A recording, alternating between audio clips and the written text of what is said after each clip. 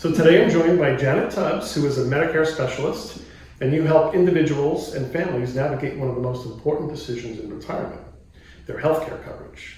As many people relocate to Arizona or approach retirement, Medicare can feel overwhelming.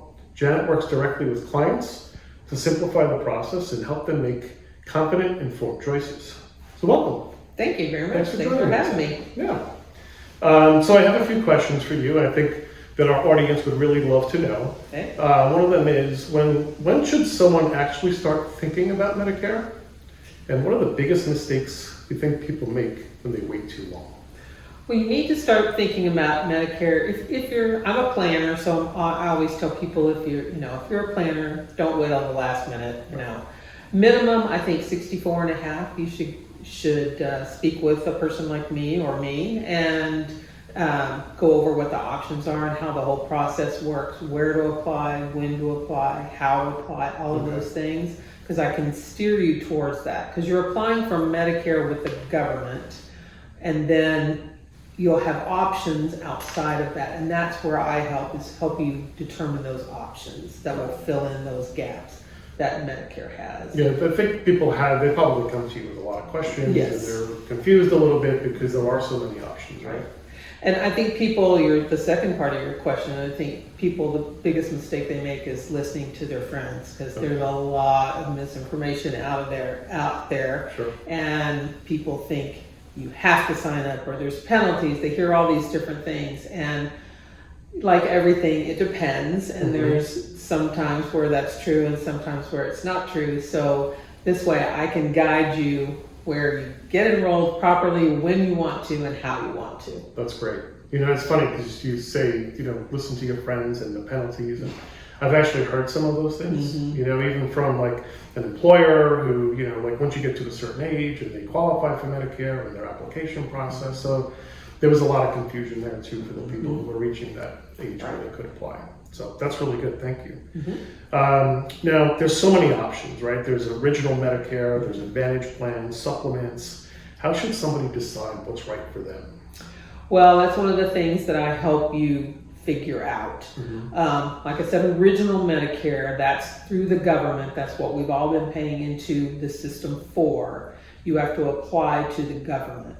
There's two big gaps in that it is considered an 80-20 plan, meaning you're going to be responsible for 20% of all costs, and there's no cap on that. So most of us want to protect our income a little bit better than that. So you need to fill that gap.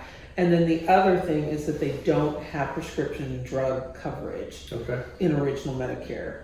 That's a pretty big deal, I guess, for people, particularly at that point, because a lot of people are on medication. Exactly. Most people are on some sort of medication, So, or you definitely probably will be before it's all over. So, so I will help you. There's the two plans that help fill those gaps is what you mentioned, the Medicare supplement and the Medicare Advantage.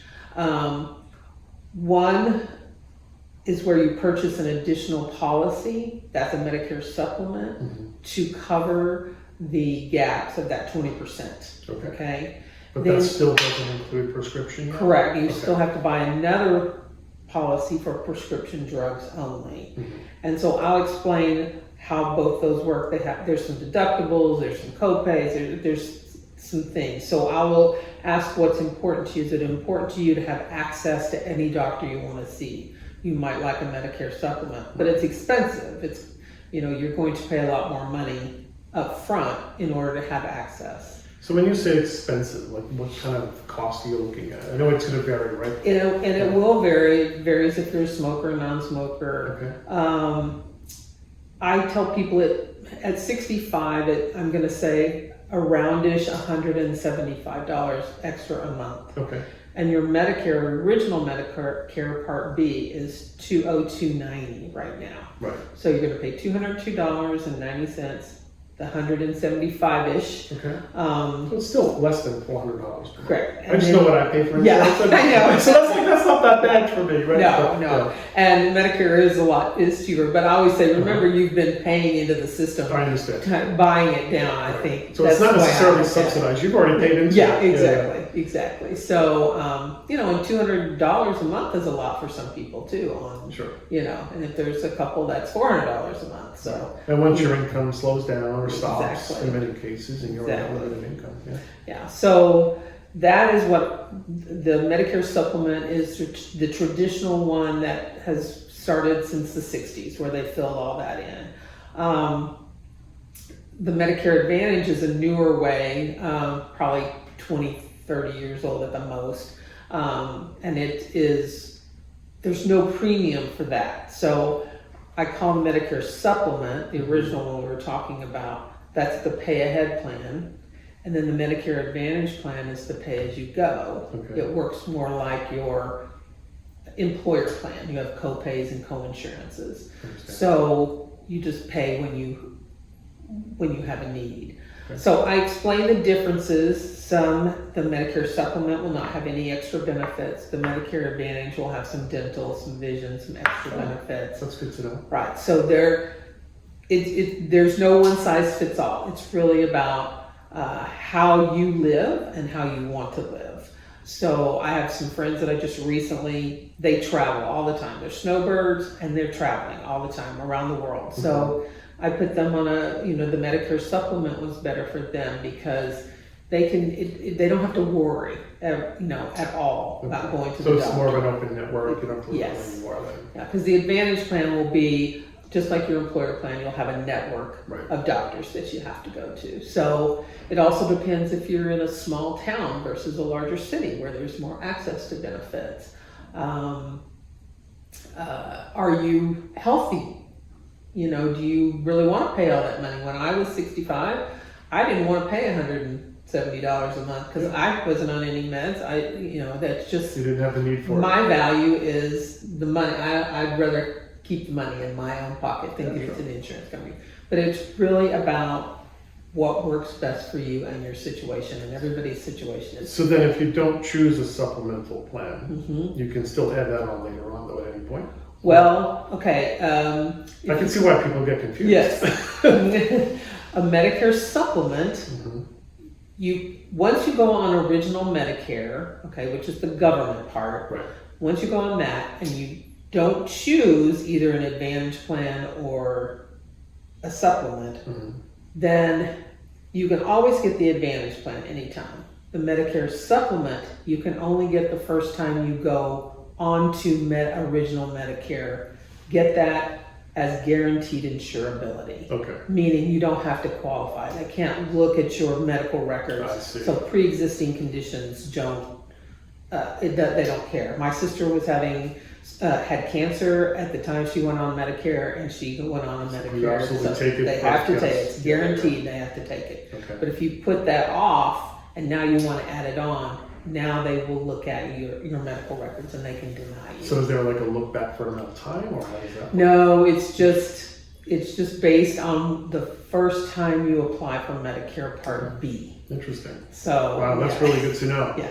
So it's very difficult if you start on an Advantage plan and want to go back to a Medicare supplement. Okay. They'll have to underwrite you on there too, so they can look at your medical records, and they can deny you or they can rate you, which means you'll have a higher rate. Well, I can see why you want to start this process, not at the last minute. Right. Because it takes a little time to figure out what your needs are. Right. So don't wait until you're, just about to be 65. Right. Do that 6 months. And even if you're working, say you're working and you like your health insurance at work and you just want to stay on that, I still think at 64 and a half, it's good. 64, when you're 64, any time of that year, then you know what your options are and whether it's better to stay on your insurance at work, or is it better to go to Medicare? Most of the time it's better to go to Medicare, not always.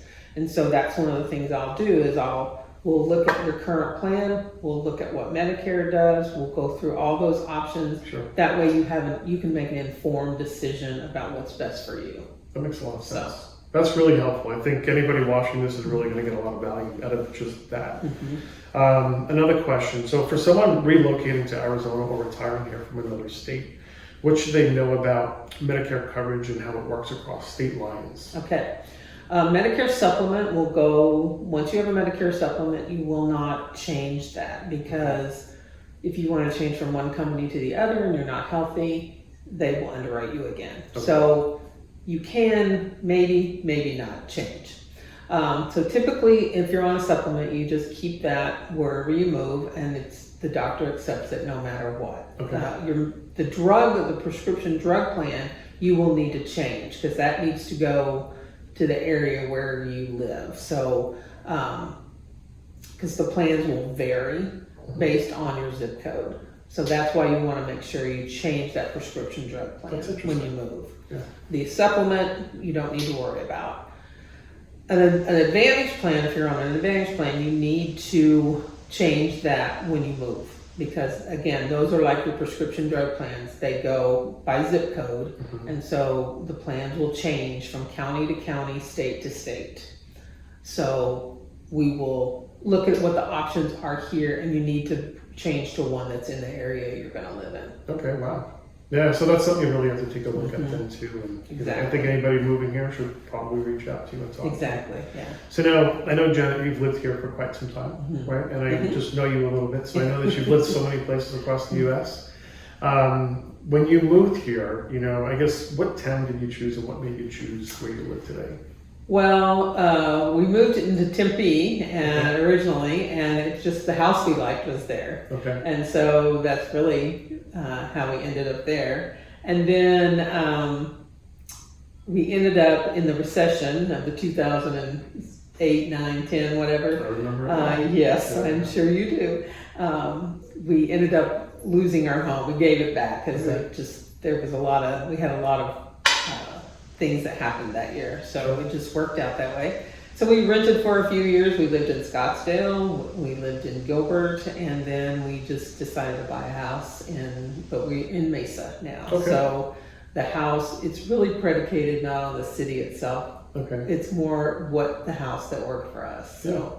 And that makes sense. I think as a lot of people look to move to different areas, they're somewhat restricted by their budget, right? I guess if you could live anywhere that you wanted to, you'd probably live somewhere else, right?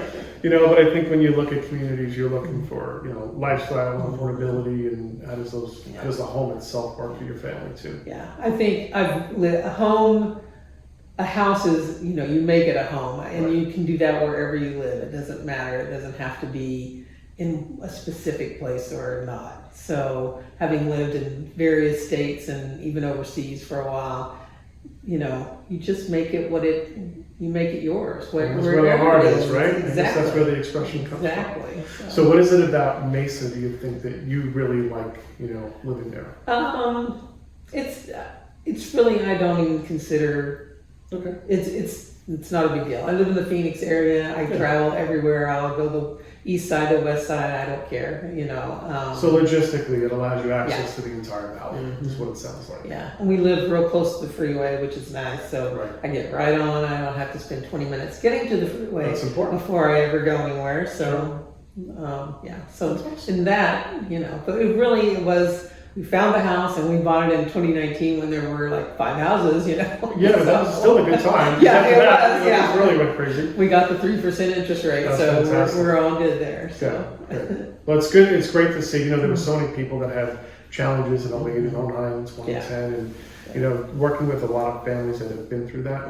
It was always really good to see how people were able to recover. And because when you're going through it, it seems like recovery is not even going to happen. It can be like so. It could just weigh on you so heavily. Yeah, we had our son was in a very serious accident at that time, and I couldn't work, and just a lot of the things in my husband's business. It's like the trifecta of life that happens. Yeah. Exactly. So well, thank you so much for spending a few minutes with us. Well, thank you. I appreciate it. Sharing so with much. us all the information about Medicare and what it is that you help people with. And if anybody wants to reach out to Janet, I highly recommend it. I'll put that information in the description on the video. And thanks again. Thank you. I appreciate it so much. You got it, Janet. All right.